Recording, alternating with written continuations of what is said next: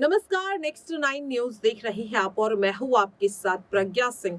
बहुत बहुत स्वागत है आपका हमारे आज के इस खास प्रोग्राम बड़ी हस्ती में। जी हाँ, आज के इस खास प्रोग्राम बड़ी हस्ती में हम बात करने वाले हैं देश की महामहिम, देश की प्रथम नागरिक यानी कि देश के राष्ट्रपति द्रौपदी मुर्मू जी के बारे में। दरअसल आपको बता दें कि इस वक्त नए संसद भवन के उद्घाटन को लेकर लगातार बवाल मचा हुआ है। हालांकि सुप्रीम कोर्ट में ये मामला गया, लेकिन सुप्रीम कोर्ट ने इस मामले पर सुनवाई करने से इनकार कर दिया, ये कहकर कि ये मामला कोर्ट में ले जाने लायक नहीं है।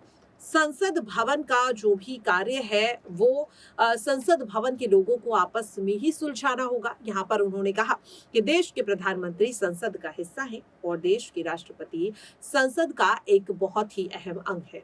ऐसे में किसे इस संसद भवन की नई बिल्डिंग का उद्घाटन करना चाहिए, ये संसद से जुड़े लोगों को ही तय करना चाहिए। सुप्रीम कोर्ट इसमें कोई भी फैसला नहीं सुनाएगा। यहाँ तक कि सुप्रीम कोर्ट ने सुनवाई तक करने से इनकार कर दिया, जिसके बाद लगातार सवाल ये उठ रहा है कि 28 मई को नए संसद भवन का उद्घाटन आखिरकार किसके हाथों से किया जाएगा, क्योंकि आपको बता दें कि 22 दल इस नए संसद भवन के उद्घाटन के विरोध में है। उद्घाटन के विरोध में विपक्ष के ये 22 दल इसलिए है क्योंकि उनकी मांग है कि अब इस नए संसद भवन का उद्घाटन देश की राष्ट्रपति द्रौपदी मुर्मू जी के हाथों से करवाया जाए।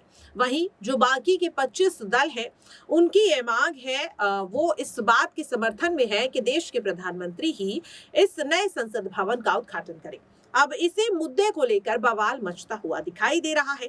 ऐसे में सवाल हर किसी के मन में ये उठ रहा है कि जहां एक ओर विपक्ष देश की राष्ट्रपति द्रौपदी मुर्मू जी के सम्मान में खड़ा हुआ नजर आ रहा है, उनके सम्मान में एकजुट होता हुआ नजर आ रहा है, तो आखिरकार इस पूरे मामले पर देश की राष्ट्रपति द्रौपदी मुर्मू जी का क्या कहना है?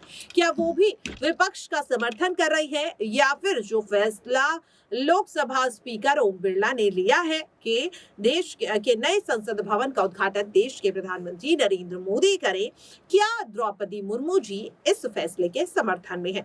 वहीं साथ ही जानना यह भी जरूरी है कि द्रौपदी मुर्मू जी जो आदिवासी समुदाय से आती हैं, आखिरकार किस तरह से वो देश की राष्ट्रपति बनी है। इन तमाम सवालों को जानने के लिए आप पहले देखिए हमारी ये खास रिपोर्ट। आज की इस खास रिपोर्ट में हम बात करने वाले हैं देश की राष्ट्रपति द्रौपदी मुर्मू जी की। आपको बता दें कि इस वक्त नए संसद भवन के उद्घाटन को लेकर लगातार बवाल मचता हुआ दिखाई दे रहा है।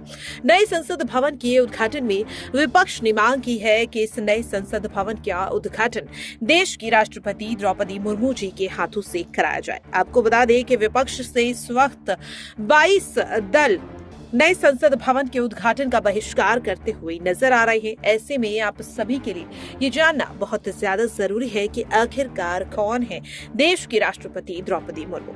आपको बता दें कि द्रौपदी मुर्मू जी का जन्म 20 जून 1958 को उड़ीसा के मयूरभंज जिले के बैदापौसी गांव में हुआ था। उनके पिता का नाम था बिरंची नारायण टुड्डू। जी हाँ, आपको बता दें कि द्रौपदी मुर्मू हमेशा से द्रौपदी मुर्मू नहीं थी, बल्कि वो कहलाती थी द्रौपदी नारायण टुड्डू।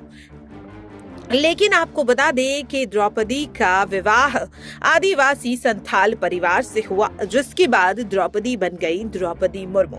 जी हाँ, आपको बता दें कि श्याम चरण मुर्मू से विवाह के बाद द्रौपदी जो नारायण टुडू थी वो द्रौपदी मुर्मू बन गई। आपको बता दें कि द्रौपदी और श्याम के 2 बेटे और 1 बेटी हुई, लेकिन शादी के कुछ वक्त बाद ही उन्होंने अपने पति और दोनों बेटों को खो दिया। मुर्मू एक टीचर के रूप में करियर की शुरुआत की और फिर उन्होंने उड़ीसा के सिंचाई विभाग में एक कनिष्ठ सहायक यानी क्लर्क के पद पर नौकरी कर ली। मां ने नौकरी से मिलने वाले वेतन से घर खर्च चलाया और बेटी इति मुर्मू को पढ़ाया लिखाया। बेटी ने भी कॉलेज की पढ़ाई के बाद एक बैंक में नौकरी हासिल कर ली। इति मुर्मू इन दिनों रांची में रहती हैं। उनकी शादी झारखंड के गणेश से हो गई है। दोनों की एक बेटी है अघातश्री। जी हाँ, आपको बता दें कि द्रौपदी मुर्मू जी ने साल 1997 में रायरंग नगर पंचायत से पार्षद चुनाव में जीत दर्ज कर अपनी राजनीतिक जीवन का आगाज किया। उन्होंने भाजपा अनुसूचित जनजाति मोर्चा के उपाध्यक्ष के रूप में कार्य किया। साथ ही वे भाजपा की आदिवासी मोर्चा की राष्ट्रीय कार्यकारिणी की सदस्य भी रहीं। द्रौपदी मुर्मू जी उड़ीसा के मयूरभंज जिले के रायरंगपुर सीट से 2000 और 2009 में बीजेपी के टिकट पर 2 बार विधायक बनी। उड़ीसा से नवीन पटनायक के बीजू जनता दल और भाजपा गठबंधन की सरकार में द्रौपदी मुर्मू जी ने साल 2000-2004 के बीच वाणिज्य, परिवहन और बाद में मत्स्य और पशु संसाधन विभाग में मंत्री बनकर अपना नाम बनाया। द्रौपदी मुर्मू जी ने साल 2015 में झारखंड की 9वीं राज्यपाल बनी। उन्होंने सैयद अहमद की जगह ली। झारखंड हाई कोर्ट के तत्कालीन चीफ जस्टिस वीरेंद्र सिंह जी ने द्रौपदी मुर्मू को ही राज्यपाल की शपथ दिलाई थी। झारखंड की पहली महिला राज्यपाल बनने का खिताब भी द्रौपदी मुर्मू के नाम रहा। साथ ही वे किसी भी भारतीय राज्य के राज्यपाल बनने वाली पहली आदिवासी बनी। अगर द्रौपदी मुर्मू जी देश के बात अगर करें तो आपको बता दें कि इस वक्त उन्हें लेकर काफी ज्यादा बवाल मचता हुआ दिखाई दे रहा है। नए संसद भवन का मामला सुप्रीम कोर्ट भी गया था, लेकिन सुप्रीम कोर्ट ने इस मामले पर सुनवाई करने से साफ इनकार कर दिया, जिसके बाद अब देखना यही होगा कि 28 मई को क्या देश के प्रधानमंत्री नरेंद्र मोदी ही नए संसद भवन का उद्घाटन करेंगे या फिर विपक्ष लगातार जो मांग कर रहा है उस पर अमल करते हुए 28 मई को नए संसद भवन का उद्घाटन देश की महामहिम यानी कि राष्ट्रपति द्रौपदी मुर्मू जी के हाथों से कराया जाएगा।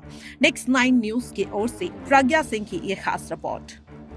तो देखा आपने किस तरह से अब सवाल लगातार यही उठ रहा है कि आखिरकार क्या फैसला होगा। क्या 28 मई को देश के प्रधानमंत्री, जिन्हें पहले ही आमंत्रण ओम बिरला की तरफ से दिया गया था, क्या वही इस नए संसद भवन का उद्घाटन करेंगे या फिर लगातार जो विपक्ष मांग कर रहा है कि इस नए संसद भवन का उद्घाटन देश की राष्ट्रपति द्रौपदी मुर्मू जी से ना करवाना और उन्हें इस उद्घाटन समारोह में आमंत्रण ना भेजना कहीं ना कहीं उनके पद का अपमान है, उनकी गरिमा का अपमान है, देश की राष्ट्रपति द्रौपदी मुर्मू जी का अपमान है। क्या इन तमाम सवालों को देखते हुए अब देश के प्रधानमंत्री नरेंद्र मोदी अपना फैसला बदल लेंगे और 28 मई को नए संसद भवन का उद्घाटन करती हुई नजर आएंगी देश की राष्ट्रपति द्रौपदी मुर्मू? इन तमाम सवालों को लेकर आपकी क्या राय है, कमेंट बॉक्स में जरूर शेयर करें। आज के इस खास प्रोग्राम में इतना ही। बाकी देश और दुनिया की तमाम छोटी बड़ी खबरों के लिए देखते रहे नेक्स्ट 9 न्यूज। नमस्कार। हाल के वर्षों में पद्म पुरस्कार प्राप्त करने वाले लोगों में से हमारी जनजातीय बहनों की संख्या काफी अधिक हुई है। पहले वे गुमनामी में रह जाते थे। आज राष्ट्रपति भवन का दरबार हॉल हमारी जनजातीय बहनों के सम्मान में तालियों की गड़गड़ाहट से गूंज उठता है। उस अनुभव से मुझे विशेष प्रसन्नता होती है। प्यारे बहनों, किसी भी कार्य में सफल होने के लिए ये अत्यंत जरूरी है कि आप अपने प्रतिभा को पहचानें और दूसरों के पैमानों पर अपना आकलन नहीं करें, कंपेयर नहीं करना चाहिए। आपके अंदर असीम शक्ति है, आप उस शक्ति को जगाएं। हाल ही में अंतर्राष्ट्रीय महिला दिवस के अवसर पर मैंने एक लेख लिखा था जिसका शीर्षक था हर महिला की करनी मेरी कहानी। हर महिला की कहानी मेरी कहानी है। उस लेख में मैंने लिखा था कि एक शांतिपूर्ण और समृद्ध समाज के निर्माण के लिए महिला पुरुष समानता पर आधारित जड़ीभूत पूर्वग्रह को समझना और उनसे मुक्त होना जरूरी है। यदि महिलाओं को मानवता की प्रगति में बराबर का भागीदारी बनाए जाते तो हमारी दुनिया अधिक खुशहाल होती।